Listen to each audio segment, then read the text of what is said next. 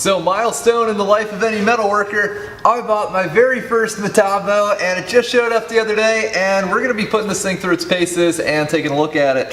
So Metabo itself I'm not very familiar with. I don't think I've ever used anything of theirs before, but I've heard quite a few glowing reviews from quite a few people, and when one of the mobile jobs I'm on more or less required me to get a pretty decent die grinder instead of buying one of the $50 like Harbor Freight specials, I decided, since this is something that when you need it, you really need it, and I probably wouldn't use it that often, so if I bought a quality one, it would probably last me the rest of my life, so I decided to splurge and buy this Metabo. So I chose this thing for a number of reasons. A lot of the cheaper electric die grinders out there, this basically snout, for lack of a better term, is made out of polymer or plastic of some sort. And when you're pushing like 20,000-30,000 RPMs through that, you know, I didn't feel that good about having the plastic front end. Obviously, well, I guess they hold up pretty decently, but I was willing to pay a little bit of extra money for one of the higher end electric die grinders that has this nice, what looks like cast aluminum or possibly magnesium front end on here. So that limited it down to either the Metabos or the Hitachis or the higher end Makitas, which I thought were interesting. They're actually assembled here in the US. And so I ended up with the Metabo because Metabo actually has two options for this. They have a slightly less expensive version without the extended snout, like this, the end of the, I'll call it a chuck here, is like right about here, so it's their compact version. And I paid a few bucks more for the version with the extended snout. So when I got this thing, to be honest, I really wasn't that overwhelmed with it. It looks just like any other power tool. You know, the fit and finish is the same as I'd expect from the Makita that costs like a third as much as this. But, you know, what I did is I plugged this thing in and I realized it was a variable speed tool, and that's when my opinion of it started to change, because this is honestly, unless I'm forgetting about something, the smoothest running power tool I've ever owned in my life. It literally sounds like a jet engine taking off.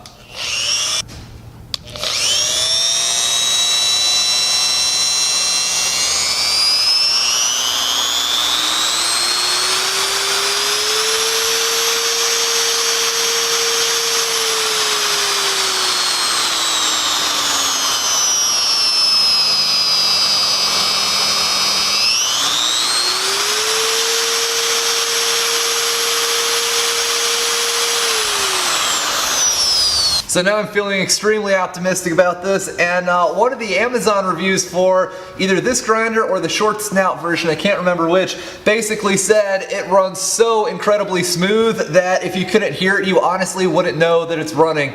And I agree with that. I mean, you can feel a little bit of air getting sucked through here, but it is so incredibly smooth. These things, they're made in Germany, and they give you a few accessories. I got this little rubber snout cover thing, which I guess is probably sort of good to put on here. Yeah, it is. Makes the whole tool look a lot cooler. Alright, great. So the way this thing works is pretty simple.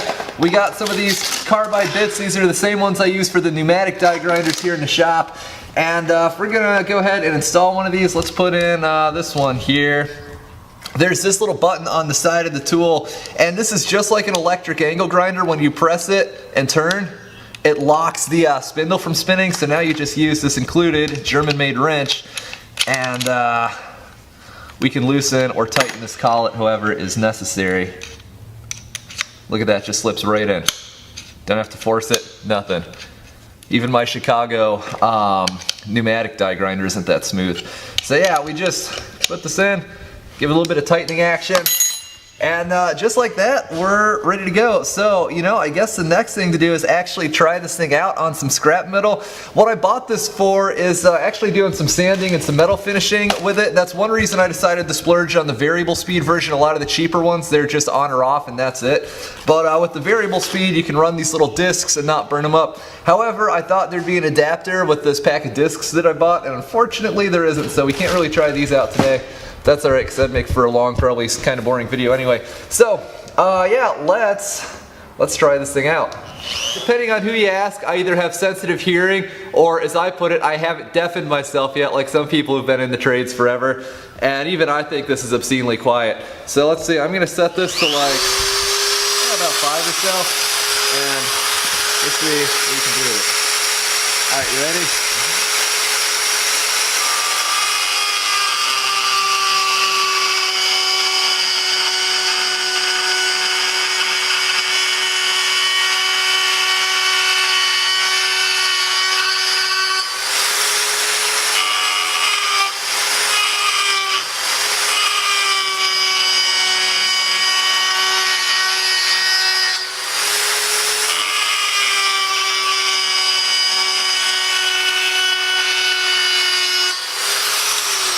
Wow, that's mind-numbingly smooth.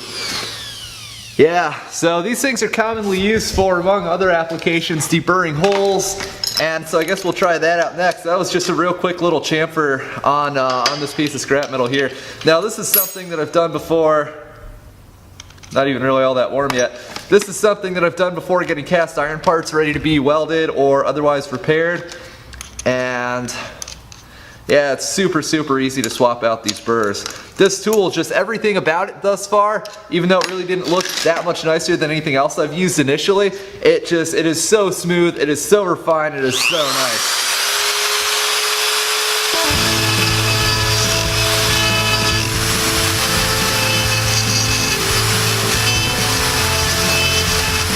So now if I either needed to deburr this hole or if I just drilled it in the field and I didn't have a countersink bit on me and I wanted a little bit of a chamfer,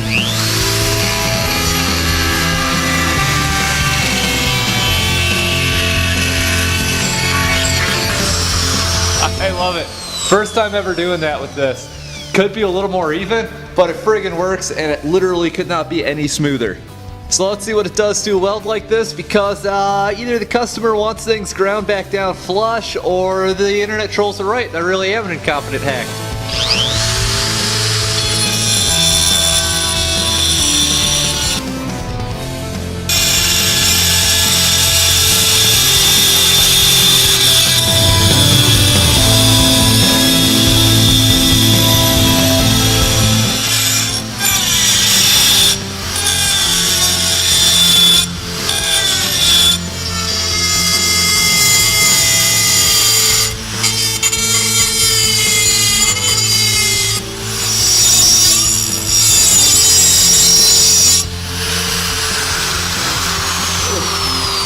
Man, look at all this dust everywhere. So I will say that this motor has an obscene amount of power. Even with the RPMs pretty much maxed out, I'm pushing down into this thing as hard as I dare and it's barely slowing down even just a little bit. It vibrates at most as much as the dashboard of your truck when you're driving down a perfectly smooth road. You can tell the engine's running, but you pretty much have to be feeling for it.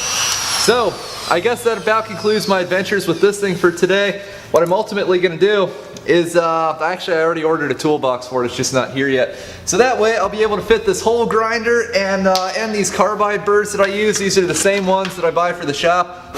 I've had really good experiences with. And I'll take those and the sanding discs and shove it all in the toolbox, put it on my truck, and they'll just be ready to go anytime I need them.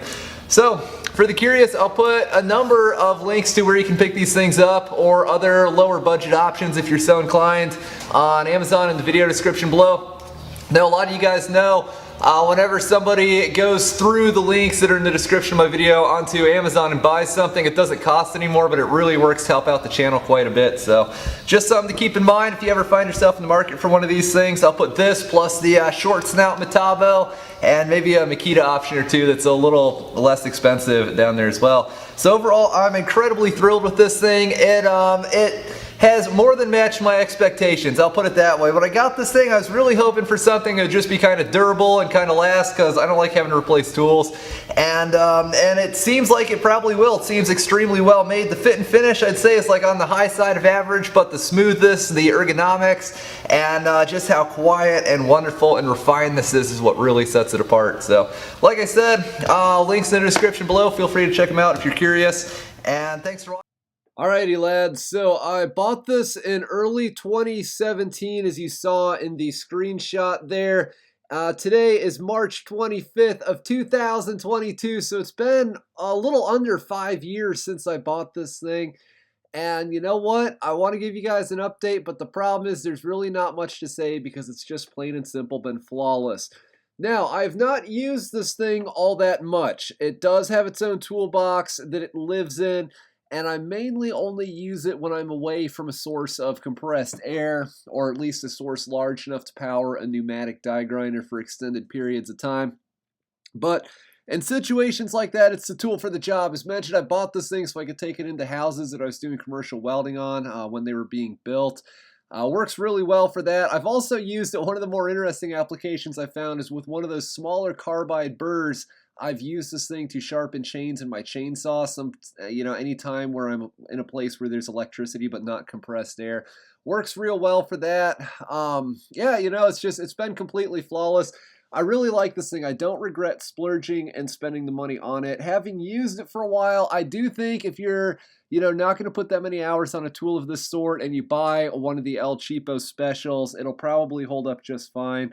But like I talked about in another video, a friend of mine, kind of the designated firearms guy in the social circle, he said one time something that I'll always remember. He said, I've never bought a weapon and paid more for the version with nicer sights, for a better trigger. I've never once bought one of those and paid a little more for the higher end version and then regretted it. I've never looked back and said, wow, I really wish I had the extra $50 I spent on that thing 5 years ago. Nope. Just like with this tool, you pick up this tool and you're like, wow, this thing is really, really nice. Yeah, so I love it. I have no plans to get rid of it. It hasn't given me a single problem. It's definitely lived up to expectations. And if you want to splurge on a tool like this, it should. Yahweh willing, lasts for a lifetime. I still think this is probably about the best option out there. So now, I was not affiliated with Metabo at all when I bought this thing. As you guys saw, I did do some shill vids for them in the years afterwards because they liked this video so much. And all that stuff went really well. But like I said, this was not a paid video in any way when I filmed it. But if you guys buy one on Amazon or you buy anything else on there after you click one of the links, the channel does earn a small commission, which, say with me, you've heard it 1,000 times, helps make unsponsored content possible. So, great job, Metabo. Like I said, almost 5 years in with this tool. It's been flawless. Thanks for watching, guys. Don't forget to rate, comment, and subscribe for more. 2 thumbs up on this grinder, and let's see what other videos I've got on this hard drive I can do updates and bring you guys. Thank you for watching over all these years.